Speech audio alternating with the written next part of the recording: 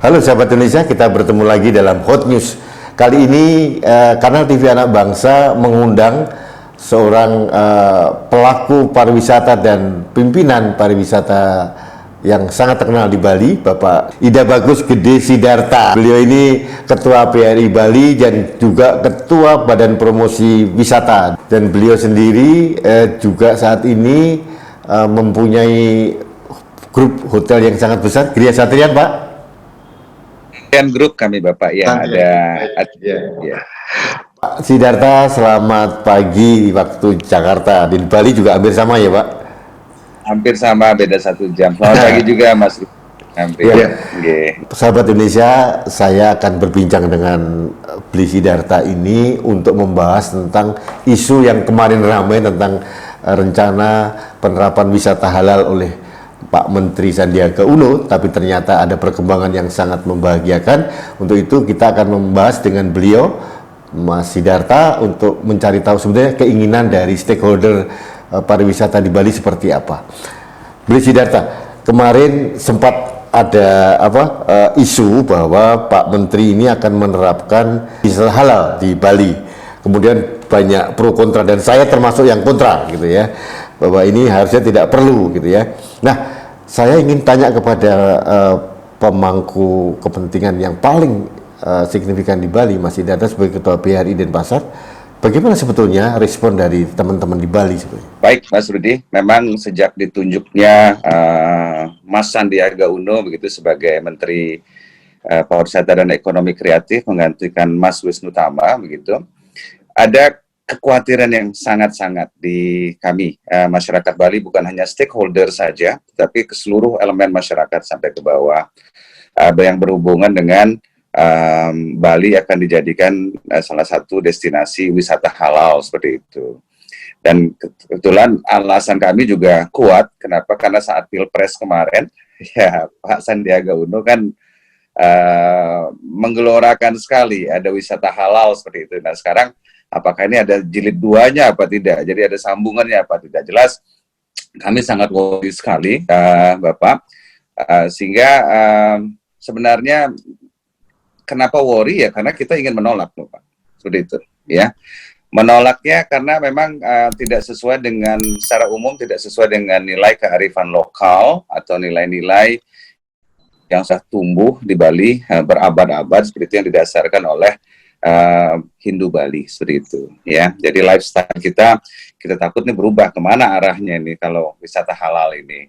Yang kedua, kami juga menganggap wah ini kok tidak merendahkan tuan rumah apa bagaimana, itu yang kami anggap. Atau ini kan adalah salah satu warisan leluhur bangsa kami juga, kami hidup di Bali ini. Nah, sehingga itulah secara umum dasar kami ya, kami adalah mempunyai nilai Hindu Bali di sini, dan secara 80% adalah masyarakat kami adalah masyarakat Hindu Bali seperti itu. Tapi sebenarnya masyarakat atau teman-teman yang Muslim ini jangan takut sebenarnya untuk datang ke Bali. Sudah hampir 1 abad loh kita itu di Bali itu menerima semua pihak ya, wisata ini berjalan dengan baik sekali, malah menjadi backbone kami, 70% dari perekonomian kepariwisataan begitu. Jadi jangan takut. Kenapa jangan takut? Satu adalah toleransi orang Bali itu sangat tinggi, Mas Rudi ya. Kita lihat ada kampung Arab di sini, kita lihat ada kampung Cina di sini, ada kampung Jawa, ada even kampung bule pun ada. Jadi Bali ini sangat plural, sangat mengerti dirinya bahwa harus menerima sebagai daerah destinasi berbagai background dari dunia ini. Dan asimilasi selama ini sangat-sangat baik sekali. Tidak ada diskriminasi terhadap agama-agama, ya. Jadi kita tumbuh bersamaan. Dalam setiap event, sering sekali calang kami menjaga saat orang sholat Jumat, salat gereja, dan sebaliknya pada saat kami punya upacara pun saling dibantu. Jadi ini sudah hidup dengan baik sekali. Lalu yang kedua, tempat ibadah sebagai tempat kita sujud kepada apa yang kita percaya ini bertebaran, Pak Mas Rudi. Kita ngomongin gereja banyak sekali, katedral ada 2 di Bali di sini, ya. Lalu masjid-masjid ada di mana-mana. Klenteng juga seperti itu. Nah, jadi kalau ingin sujud kepada Tuhan kita, kita juga punya tempat-tempat. Makanan, minuman, ya ada pilihan di sini. Tidak selalu semua ada babi. Walaupun ada kayak di hotel atau apa, itu pasti diisi tulisan ini mengandung babi, dan kitalah yang menentukan sikap kita seperti itu. Jadi Bali ini kan diminati pada dasarnya oleh karena keunikan budayanya. Itu yang utama. Kalau kita sejarah pariwisataan Bali dari tahun awal 1900-an itu startnya dari rasa kagum mereka terhadap bangsa Eropa, Pak ya. Bangsa Eropa ini terhadap kebudayaan Bali dari saat itu. Ya, sehingga datanglah para seniman-seniman, kita bisa lihat perjalanan mereka, ada Lemayur di Sanur, Theo Meyer, ada seniman-seniman yang lain seperti itu. Ini startnya dari seni dan budaya, lalu berkembang menjadi kepersatuan yang dinamis seperti sekarang ini. Nah, bukan karena halal dan tidak halal. Baik, Mas Sidarta. Ya, saya sependapat karena beberapa hari yang lalu saya punya opini yang hampir sama dengan Mas Sidarta. Yang pertama adalah penerapan wisata halal dimanapun itu melecehkan kearifan lokal bagi saya. Yang kedua, wisata tidak perlu dilabelin karena itu melecehkan kita sebagai manusia untuk memilih dan memilah. Saya berkali-kali ke Bali. Ini sahabat saya juga, Agung Suryawan kan teman saya. Saya beribadah dengan lancar, makan apapun juga tidak halangan. Dan ini pun dimaknai sama oleh sebagian besar orang Indonesia. Nah, waktu awal Pak Sandiaga mempunyai ide seperti itu, saya menduga persis sama dengan Bapak. Karena ada rekam jejak dari beliau yang punya agenda untuk politik identitas dan sebagainya. Jadi agak saya khawatirkan. Dan ini yang saya sangat bahagia, para stakeholder di industri pariwisata di Bali sangat kompak gitu, termasuk Pak Gubernur kemarin ya, akhirnya ditolak. Dan saat ini pun Pak Menteri lagi di Bali, Mas Rudi, dan kemarin beliau sudah bertemu dengan Gubernur Bapak Wayan Koster.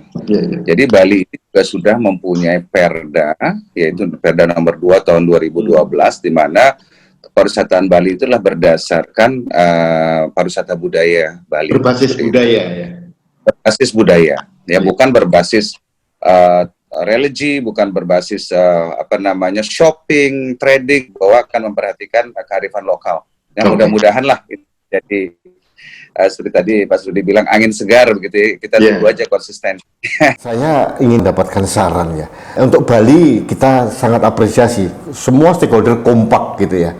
Ini yang saya khawatirkan untuk tempat-tempat lain seperti di Danau Toba gitu ya. Jangan sampai ada penerapan wisata halal gitu.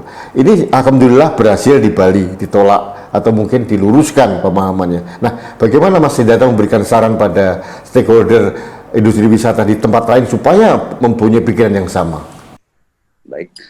Indonesia itu indah sekali, Mas Rudi. Ya, kita berbangga seharusnya mempunyai pulau yang ribuan jumlahnya, lalu budaya yang mungkin ratusan coraknya, dan ini jadi sebuah color yang luar biasa indahnya. Kalau kita lihat bunga begitu ya, banyak warna, itu indah begitu loh, bukan warna hitam apa putih atau saya melihatnya sebuah keindahan, dan keindahan ini harus dijaga. Inilah aset utama bangsa ini kalau saya lihat ya.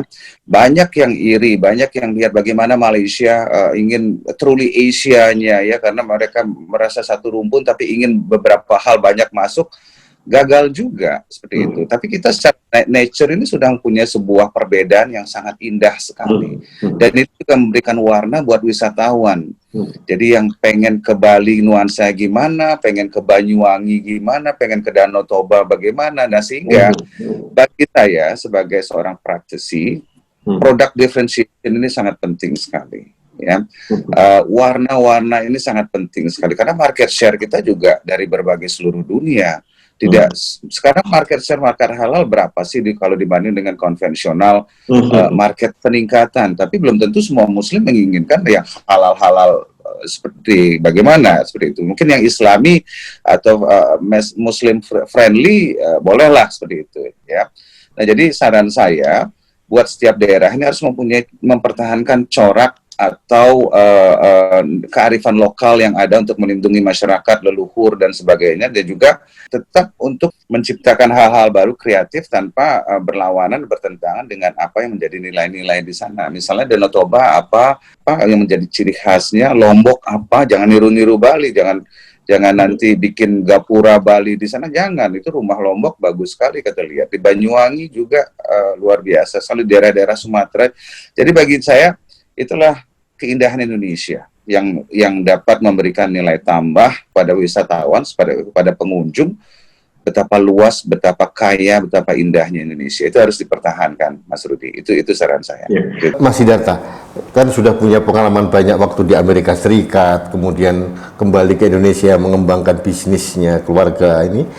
Sebetulnya wisata halal ya itu bisa menjadi keunggulan komparatif nggak sih untuk di berbagai negara kalau menurut pengalaman Mas Sidarta? Sebenarnya bisa, tapi kan porsinya juga harus kita menjadi realitas seperti itu. Ini kan market share juga akan memberikan nilai tambah juga gitu, kepada destinasi tersebut. Tetapi kita juga harus menjaga rasionya. Jangan sampai misalnya di Bali yang mempunyai nilai tambah atau Toba yang nilai tambah yang merupakan basicnya adalah Bali dan juga Kristiani di sana, jangan disamaratakan semua seperti itu. Nah, jadi ini tetap kita sangat welcome terhadap teman-teman yang yang Muslim begitu ya, juga di dunia di luar juga mereka sangat membuka diri seperti itu ya. Tetapi tetap ada porsi-porsi, rasio-rasio. Nah, di mana bumi diinjak, di sana langit dijunjung seperti itu. Dan jadi ada porsi. Mungkin aja nanti kalau bikin wisata religi yang total, mungkin ada syariah halal begitu di Aceh bisa, di Lombok bisa, di mana memang tidak bertentangan dengan sekali lagi nilai-nilai yang sudah ada di sana. Jangan merusak yang sudah ada begitu. Itu. Jadi ini bisa menjadikan sebuah share baru juga sebenarnya terhadap pembukaan dari kepariwisataan. Asal kita bisa dijaga aja kuota atau rasionya seperti itu. Tapi kalau begitu menurut saya brandnya bukan wisata halal, tapi wisata religi saja ya. Lebih bagus begitu ya. Lokal friendly juga sesuai dengan kebutuhan juga ya, dengan kearifan lokal. Iya. Kalau ada marketnya, destinasi atau stakeholder akan beradaptasi seperti itu. Akan beradaptasi. Mas Sidarta, kayaknya ini cuma singkat tapi sangat komplit, jelas. Ini sangat memberikan pencerahan buat anak bangsa di Indonesia. Terima kasih sekali lagi. Mudah-mudahan saya kalau ke Bali mampir ke Santrian.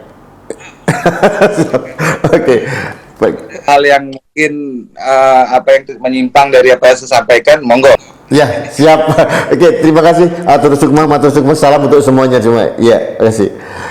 Baik, sahabat Indonesia, demikian pembicaraan saya dengan Bapak Ida Bagus Gede Sidarta Putra. Beliau itu sangat luar biasa memberikan pencerahan buat kita semuanya dan banyak memberikan suatu nilai bahwa tidak perlu wisata halal, tapi yang kalaupun diterapkan di tempat lain adalah wisata religi, tapi itu dengan tetap menghormati kearifan lokal. Beliau tadi mengatakan di mana bumi dipijak, langit harus dijunjung, dan saya kira ini adalah pesan yang sangat bijak untuk Pak Sandiaga Uno supaya menerapkan atau mengembangkan industri pariwisata berbasis budaya dan berbasis kearifan lokal. Saya kira itu pesan yang sangat bagus dari Pak Sidarta. Mudah-mudahan Anda semua dapat pencerahan dan kita setuju dengan pengembangan wisata, tapi wisata yang berbasis budaya atau berbasis dengan kearifan lokal. Terima kasih, sampai ketemu lagi pada Hot News berikutnya.